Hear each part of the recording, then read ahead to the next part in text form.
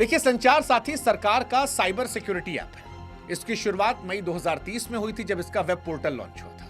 इसके बाद 17 जनवरी 2025 को इसका मोबाइल ऐप सामने आ गया। सरकार ये दावा करती है कि देश में जो साइबर फ्रॉड हो रहा है, मोबाइल चोरी हो रही है, नकली IMI या फर्जी सिम कार्ड जैसी चुनौतियां हैं, उससे रोकने में ये मदद करेगा। और अब तक इसे 1.25 करोड़ लोग लगभग इंस्टॉल कर चुके हैं। ये सरकार का दावा है। सरकार ये भी दावा करती है कि इसके जरिए 42 लाख चोरी खोए हुए मोबाइल फोन ब्लॉक किए गए हैं, 26 लाख फोन खोजे गए हैं। और ये ऐप जो है ये CEIR नाम के सेंट्रल डेटाबेस से जुड़ा है, जहां देश के सभी IMI नंबर दर्ज है। यानी आपका फोन चोरी हुआ तो कहीं भी चालू होगा, उसे ट्रैक कर सकते हैं। इस ऐप के जरिए मोबाइल खोने की आप रिपोर्ट कर सकते हैं, IMI चेक कर सकते हैं, फोन असली नकली चेक कर सकते हैं, आपके नंबर पर कितने ID हैं वो चेक कर सकते हैं, और संदिग्ध कॉल मैसेज की रिपोर्ट कर सकते हैं। ये इसकी सुविधा वाली बात है।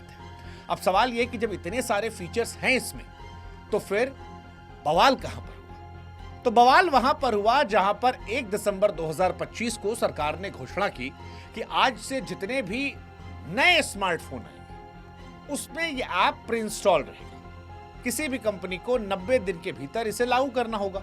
और यहीं से विवाद शुरू हो गया, क्योंकि सरकार सुझाव नहीं दे रही थी। सरकार किसी ऐप को हर आने वाले नए स्मार्टफोन में पहले से इंस्टॉल करने का आदेश दे रही थी।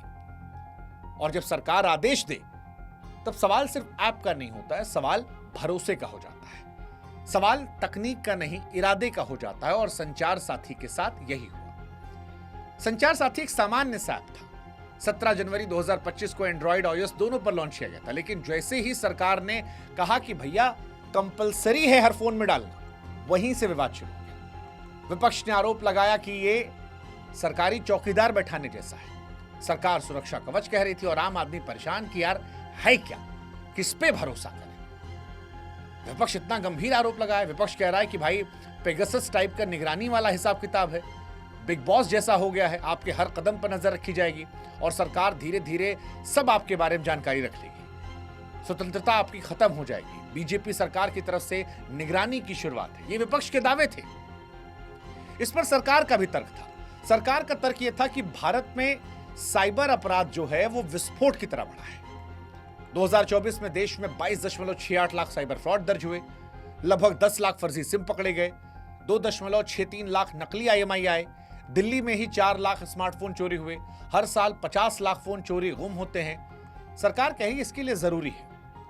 दूसरा तर्क यह था कि यार ऐप जो है सरकार पहले मोटिवेट कर रही थी कि डाउनलोड कर लीजिए, लोग खुद डाउनलोड नहीं कर रहे थे, इसलिए गुम और चोरी का सिस्टम काम नहीं कर रहा था। इसलिए हम कह रहे हैं कि आप खुद ही इंस्टॉल करके दे दीजिए। ज्योतिरादित्य सिंधिया ने कहा बाद में आप चाहें तो इसे हटा सकते हैं, मजबूरी नहीं है। लेकिन डर सारा यहीं से शुरू हुआ कि जब सरकार के पास यह ताकत आ जाए कि वो एक ऐप को हर फोन में डाल सकती है,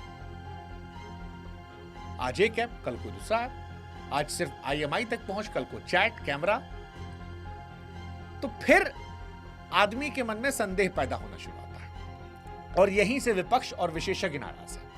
विपक्ष का यह दावा है कि यह ऐप नागरिकों की निजता पर हमला है। सरकार निगरानी बढ़ाना चाहती है। प्रियंका गांधी ने जासूसी ऐप कहा, KC वेणुगोपाल ने पेगासस का उदाहरण दिया, कहा उसी तरफ कदम है। प्रियंका चतुर्वेदी कहीं बिग बॉस टाइप निगरानी है। CPIM वाले कहे कि इस ऐप को नहीं हटाया जा सकेगा और करोड़ों फोन में निगरानी सिस्टम हो जाएगा। डिजिटल पॉलिसी के जो एक्सपर्ट्स थे वो कह रहे थे कि सरकार रिएक्शन देख रही है कि आज अगर कम रिएक्शन आया तो एक ऐप, कल दूसरा ऐप, आज एक इंस्टॉल करवाए तो रास्ता आसान हो जाएगा। इसीलिए वो कह रहे हैं इसकी लड़ाई लड़ना जरूरी है कल की तैयारी के लिए। अब आम आदमी का जो सवाल था कि भाई साहब क्या आपके फोन की जासूसी कर सकता है? अब तकनीकी जानकारी के आधार पर देखें तो यह ऐप SMS पढ़ने, भेजने, कॉल लॉग, कॉल स्टेट और फोन मैनेजमेंट की परमिशन मांगता है। सरकार के एक्सपर्ट्स कहते हैं कि कोई camera, microphone, file, gallery, location नहीं मांगता है। लेकिन आलोचक कहते हैं कि भैया ये आज की बात है, कल का क्या होगा? वैसे भी सरकार के पास आधार है, पैन कार्ड है, सरकारी जानकारियां हैं। अब डिजिटल भी चला गया तो मामला सारा गड़बड़ा जाएगा। फिर एक सवाल आता है कि जो सरकार के समर्थक कहते हैं भाई साहब बाकी भी ऐप्स तो आप इंस्टॉल कर रहे हैं, आप फेसबुक देखिए सारी परमिशन ले रहा है, इंस्टा परमिशन ले रहा है, व्हाट्सएप ले रहा है। फिर हाँ ये सच है कि व्हाट्सएप, ट्रू कॉलर, इंस्टाग्राम बहुत सारी परमिशन लेते हैं, लेकिन संचार साथी और इनमें फर्क है।